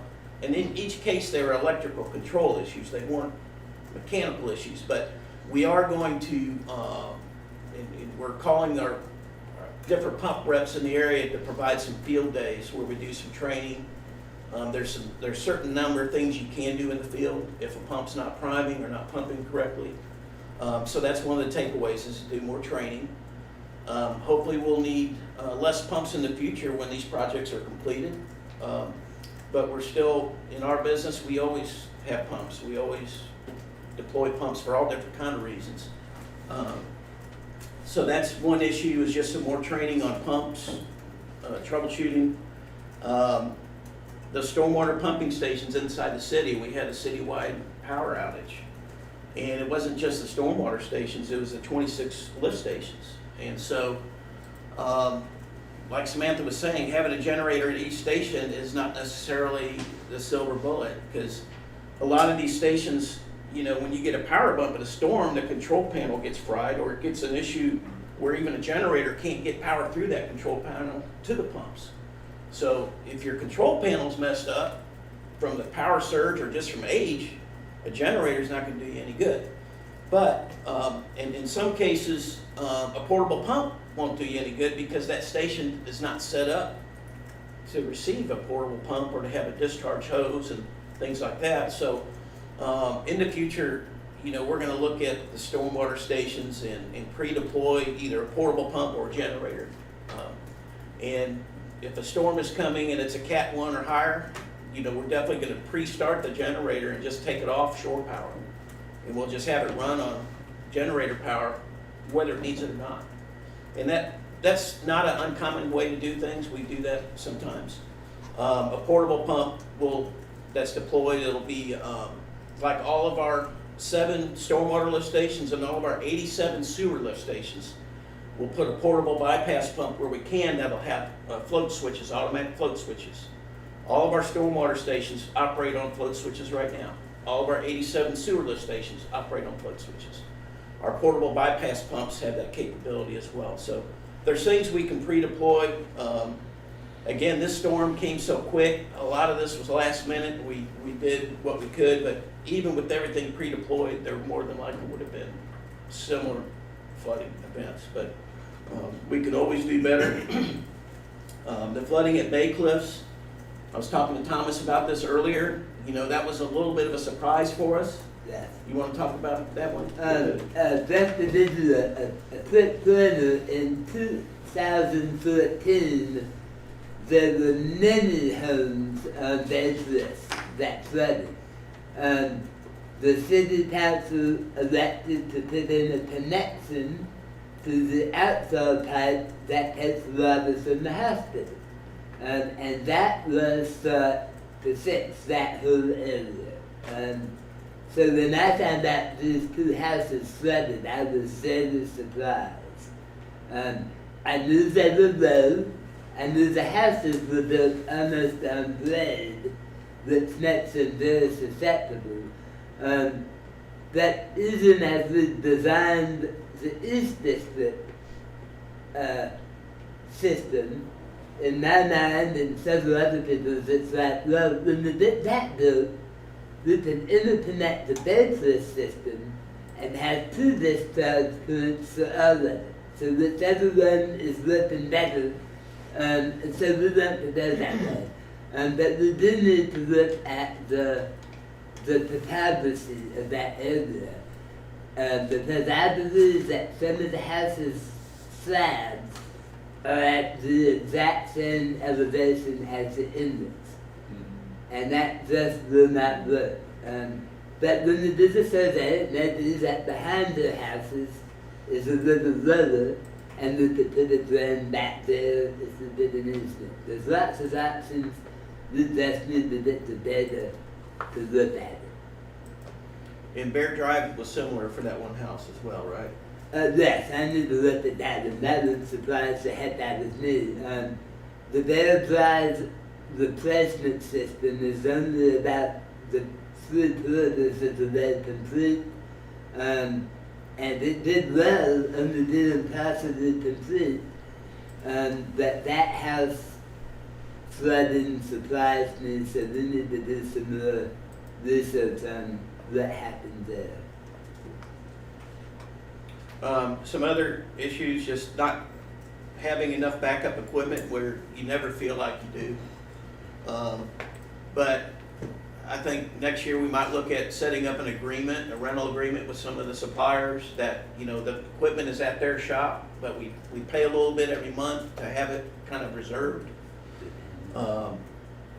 That's one idea, and perhaps purchase some additional portable equipment. Also, several of the rental pumps and generators that came in had various, for pumps, there's two different kinds of connections that they'll come with. One's a Bauer fitting and the other's Camlock. Camlock is more common for us, but several of the pumps that we got had hoses and flanges with the Bauer fitting, so we had to scramble to convert everything to work on all of the hoses in our lift stations and the stormwater stations to bypass. So in the future, we're going to have an array of conversion couplings so that we can take anything. And same with the generators. There's different type of plug connectors. And we started getting generators in, and some of them didn't even come with a pigtail or a cord. So then we've got to scramble to put something together. So we learned to we bought 200 feet of 2-gauge 4-wire cable, and we're making our own. We're just making our own. We're going to have like 20 sets of cables. That way we don't have to worry about it. Let's see. Another one was, of course, the storm surge, flooding of the lift stations on the coastal areas. It's going to happen. It's happened before. It happened in Ivan. But working with the engineers and with Dewberry, looking at raising those stations up to above that Cat 2 inundation level so that they're not flooded. We're working on that. And the excessive infiltration and inflow just from rainwater coming in through manholes, coming in through the crevices in the ground, through leaking pipes, and we've told you all that our infrastructure needs help. It's old and it's got a lot of leaks in it. So that's why it takes the treatment plant 3 to 4 weeks to recover, because it's not only getting it's getting all that extra water through the ground into the piping that's got leaks in it. It's infiltration. And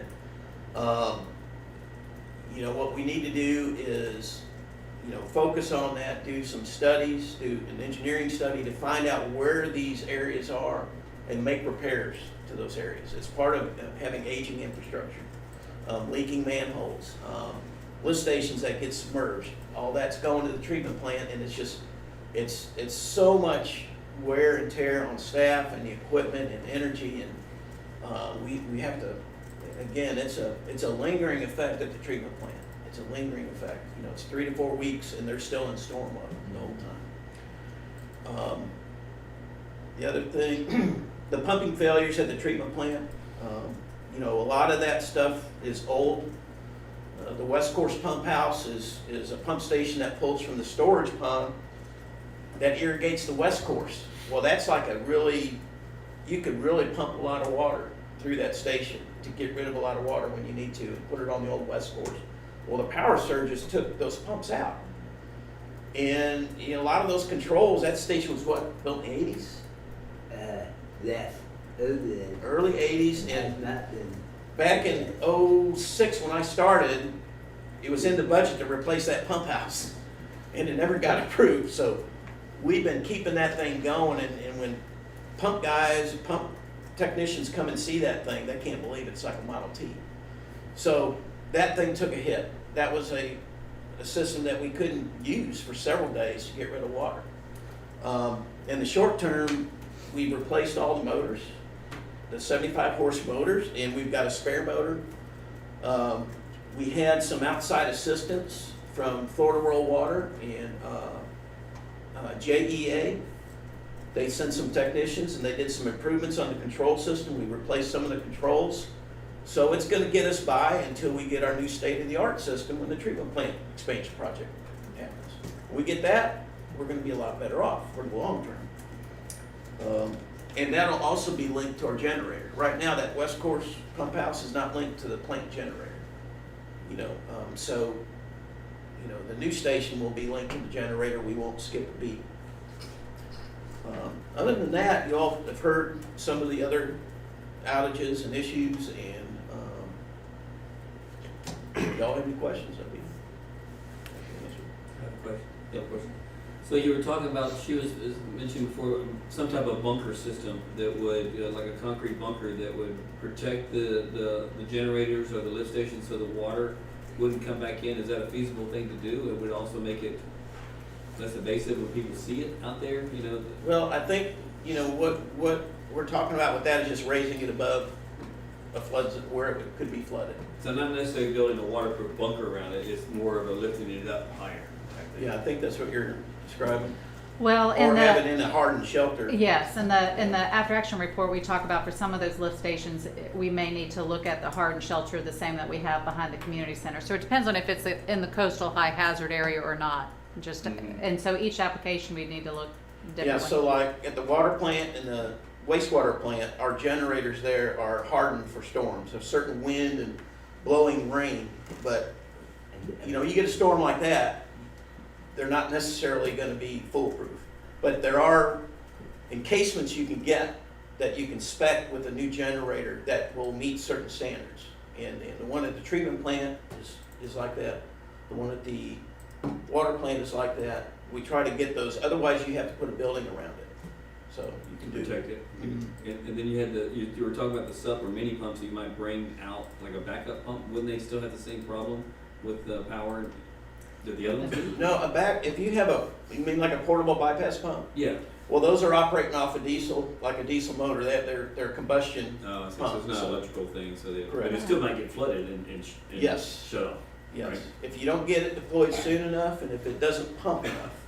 Oh, I see. It doesn't stay Yeah. ahead of it, so it doesn't get flooded. I guess. Yes. The option that says is they have to let them bring them in on the flatbed I see. temporarily, and then they're above the flood level and they can pump. Or on a barge, we can bring them on. Hey, I know that, put that aside. We did a good deal on some of those. The pump that we set up at the community center, staff were driving, pulling the trailer in water this deep Yeah. Wow. around the sand volleyball court. And that pump, you know, the water was right at the bottom of the casing of the generator, or of the pump. And it was, Intense happen. wind, It made it 11 happen. o'clock at night. yeah. Yeah, But yeah. like I said, I mean, you know, we've got Janae, she's a utility manager over water and sewer and wastewater. And though she hadn't been through a storm like that with the city, she's been through storms in her career. So she didn't falter by any means. In fact, she impressed me and impressed a lot of people. She did a great job. And then Sam Wilson too, in his career. I mean, this is the first storm at the city, but it's not the first storm in his career. Again, he was right on it. And I was trying to not inhibit them. I just support them, and I just was impressed how they handled it. And a couple of things that we haven't talked about, but I don't want to leave this before talking about the way that Thomas's division functioned with those, and we had the debrief, because you just recently as a council approved the reorganization where you have these 3 division managers, and I was so impressed with how seamlessly they all work together. And so if you call the city of Pensacola to talk about stormwater, you're going to be talking to probably Brad Hanote, who is with engineering and project management. Well, that's the same way that we're set up now. We're set up so that we can get so much more done at the same time. So as there's problems, they're troubleshooting, they're calling Thomas. Thomas is talking with his electrician, he's talking with his construction manager, he's talking with Clifton Wells, and so they're kind of like the brain figuring it all out, and then they're shooting it back to the divisions. And seeing that come together when they haven't worked together very long was really, incredible. So seeing that advice and then seeing, them seek it, find it, deploy it, and it happened so fast was just, it really was like, yes, this is why we did this, because it works so well for an organization that's over 30 square miles. So, so that was awesome. Shortly after, our natural gas, our transfer station, they all they fold up underneath public services, as well as our parks department. They all fall under stormwater and debris removal immediately after. And you may recall it was just the very next week that we had the biggest repair we've had since we've had a natural gas utility on the beach. And so between that and then the tail end of Hurricane Delta, it has been a very busy time. Our debris collection, as far as I know, the city of Gulf Breeze is the only local government that is entirely done with debris hauling. That was completed last Monday, 22 days after we started. Just want to share with you the plan for the mulch there is to haul it to the International Paper Company. That means that as we were hauling the debris, we separated it. And so you had the hardwoods, and then you had the scrub. And so the scrub is mulched separately. That's where all those different piles. The good wood we're then able to recycle, which means that our citizens aren't paying for that at the landfill. So taking that extra time on the front end of having that emergency contract that you approved as a council, so that we're not having to come up with a plan after the fact, you really see that pay off in the recovery afterwards when we were so quickly able to get to work. And then of course you had your strike team that started working as soon as the hurricane dropped down to tropical force winds. That was Eco Gardens, where you contracted with a local business that deployed 4 crews. They got the numbers of the Gulf Power subcontractors, and they were finding out where the problems were, removing the trees from the power lines, letting Gulf Power know so that they could so quickly get everyone back on power. And it didn't hurt at all that your Mayor Pro Tem was also feeding those power crews to keep them inside the city. That worked really well. That was seamless. So he literally was feeding the Gulf Power crews, their subcontractors, and Eco Gardens. So everybody was talking, and we were finding out where the problems were, and then our strike team would go out and remove those trees for him and get that done. So was just absolutely seamless. And Tom was meeting with me behind City Hall and letting me know, what he was hearing, where they were going, making sure to keep them inside the city. So we appreciate that very much. We appreciate Todd Torgerson came and operated the EOC and was hearing what was happening with Janae Roberget in the water and sewer. And obviously you were all watching that we couldn't find where all of these water losses were coming from. And so Todd said, enough of this answering the phone stuff, and he went and grabbed his scooter and went around and just went into our gated communities, into our waterfront, and thankfully knows so many people. You mind if I nose around on your back dock?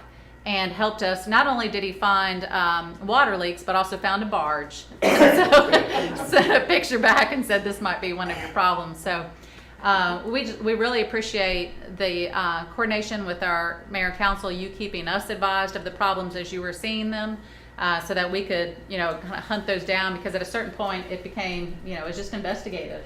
And you just have to just knock them out one after the other. So before the storm started, the goal that we set for ourselves was to measure our resiliency and how quickly we could recover. Not that we expected to be impenetrable from a Cat 2 storm, but how quickly can we recover from the storm. And so we still have long-term recovery to do, but 30 days after a Cat 2 storm and 30 inches of rain, we thought it was important to bring you this report tonight and let you know that service has been restored, debris has been picked up and is going to be recycled, and you have completed an independent damage assessment so that we know where those vulnerabilities are and where we can do better in the next storm. So I just appreciate it. I'd have to say this is a great report. I mean, I probably have never called back the next day and I said, Sam, who did this report? Somebody did a lot of work and it's just spot on. And we really appreciate it. It is a great report. Thank you, It is very informational and we really appreciate it. I don't know who did all the work, but kudos. I saw her. That computer. We appreciate that. Yeah, it's Yeah. very good. Well, each department head did their respective sections, and so Sure. that was new with Google Earth to see everybody working on it exactly at the same time, but it helped us get the information more quickly back to you. So, That's a great job. so thank you for the feedback. Yeah, and I think, I just speaking for myself, we've talked about resilience and we've read about it and we've talked about infrastructure and what we're doing and how it'll help to actually see the change that made in such a short time as far as houses that flooded, the other things, how quickly we got on, all the problems that came up, the communication things, and, sure, we've heard that there were some issues and, in different places or everywhere, but it was a Cat 2 hurricane, so of course it's not gonna be perfection, but I just feel like you all have also taken the time to analyze, what was good and what was bad, and bring it to us, because that helps, us as far as in the community too, being able to talk about, that we actually know, whatever degree of this, and that we understand, I think, a lot better than certainly I ever have, as far as what it actually causes and what it takes to resolve it. But this report, which is like a great book, it's a good textbook.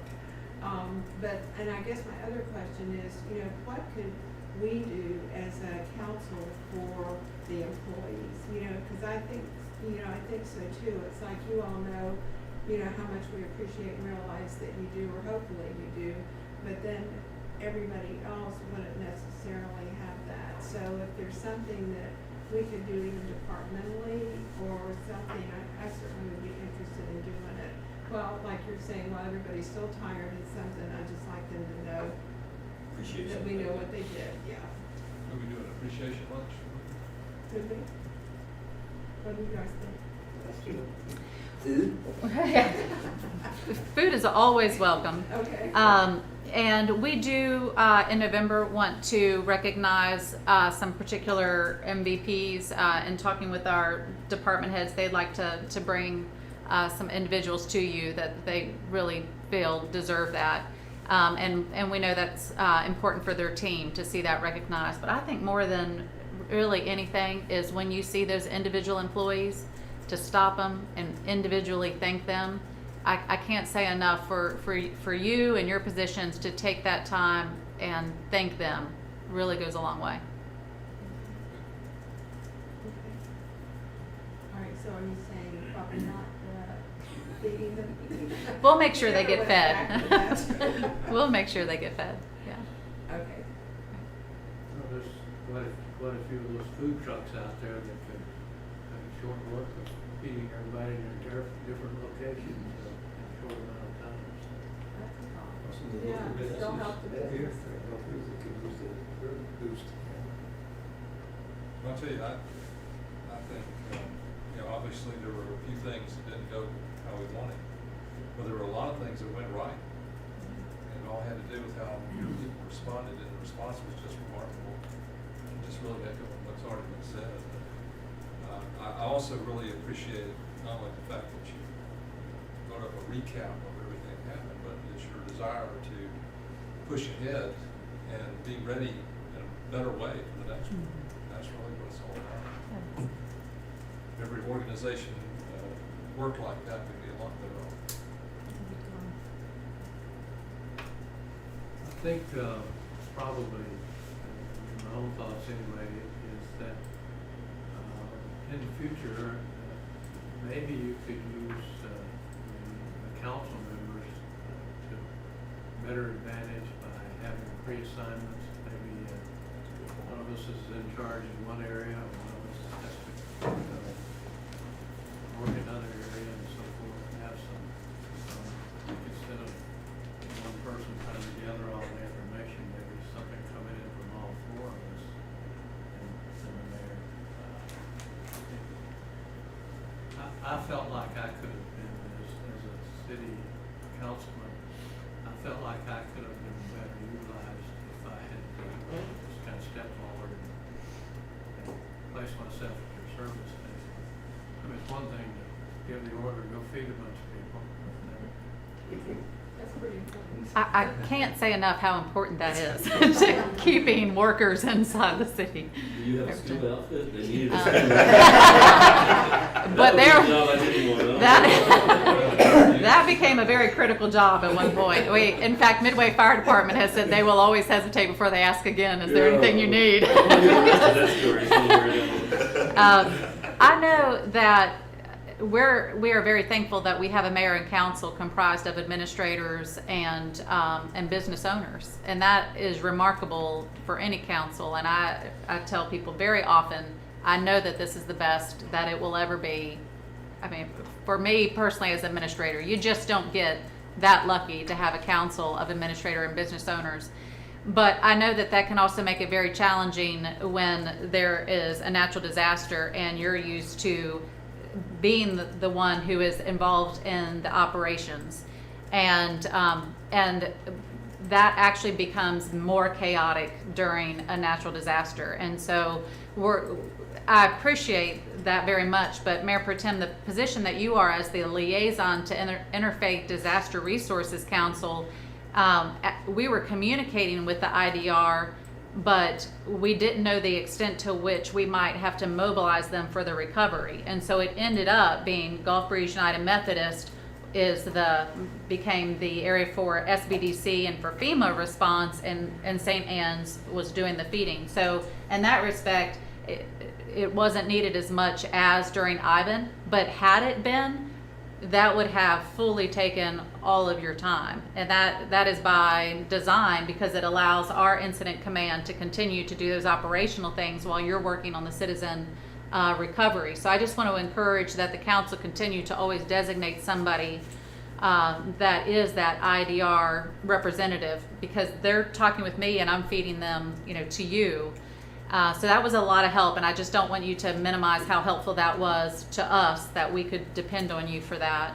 And for the rest of the council, with the group messaging, it helped me when going back and writing this report to have those timestamps and have what you were reporting to me, what your citizens were reporting to you. Again, don't minimize that, because that is extremely helpful for us.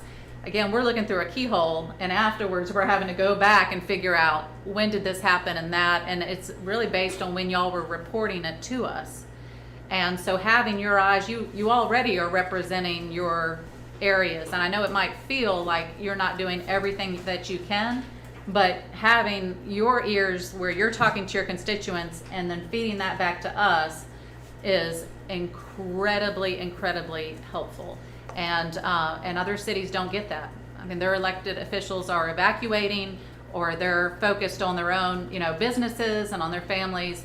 And y'all were very much focused on the needs of your citizens and reporting that back to us. So thank you, and please don't minimize that. You have to be careful too, Tom. If you get hired, I lasted less than a day before she fired. You do have to perform, you can't just just can't be a pretty face. Okay, do you guys have anything else to add that you'd like to tell us that you just thought of from us? Yeah. I will tell you, and I don't know if Rick, we did have a little radio trouble But what we didn't know at the time was the whole county radio system collapsed. But it did manage, we have a backup plan, and they were managed to work, but the money you spent on upgrading our tower meant that we didn't have to change channels or do anything Wow. special. We could just keep right on functioning. We were our own little cell down here all by ourselves. And That's it did awesome. function, and the way it was designed to function. That's So- perfect, that's good information, and, you know, and I think, They lost a fiber line, and then they also lost, it bent on a microwave site. The wind was so strong, it bent a bracket, and it couldn't make the connection, and it caused the system to go down. But the rest of the county was able to go to their backup plan, but like I said, the upgrade we did with the county split the cost, enabled us to keep functioning without any real hiccups. that's great, thank you, that's good to know. All right, any discussion items? No. Do we have new business? All right, public forum? No. Council comments? Todd, we'll start with you. I'm good tonight, but I'll have something next time. Okay, all right, we'll look forward to it. Tom? I've said way more than I need to. Okay, Randy? I just want to add on to the city's response and reports of having a street captain, people to volunteer. I enjoy getting out and doing stuff and helping whenever I can. And I take great satisfaction in being able to do, I guess, my part whenever I can. But, listening to each one of your departments talk and tell us about your stories about this, the pre-storm and the post-storm things that you had to go through. It would be nice to be able to maybe ride along with maybe one of you guys for a day or two. Maybe police chief, if I could ride with one of you guys one night or something. Jason, work with you at the sewage and water treatment plant facility. Shane, being the fire department. Well, that Just doesn't to get you it all out get a of the feel night. for what's going on out there, because we sit here and listen to this, but it'd be nice to be able to put the boots on the ground and be out there and get more knowledge and understand better what y'all go through and see. I'd love to do that. I enjoy getting out and working and doing stuff, so it would be a great opportunity to learn more. Just like we had the Citizens Academy, it touched in depth a little bit in each department, but to be able to physically go and be with them, I'd love to do that. I'm available. All right, JB? I just appreciate the city reaching out to all the businesses and that plan you have. And as a person that owns a business for many years in the city of Gulf Breeze, it really, validates what we're going through. It's been, but I'll be honest with you, it's been pretty surprising. The local people have been coming, supporting us, making efforts, and so I really see the effort, and with the internet and the Facebook and all that, it really does help, and we really appreciate you guys' efforts on trying to put together different programs that, and I think it's some great ideas, and we really appreciate it. I just want to say that. Well, Craig is, he's certainly working his tail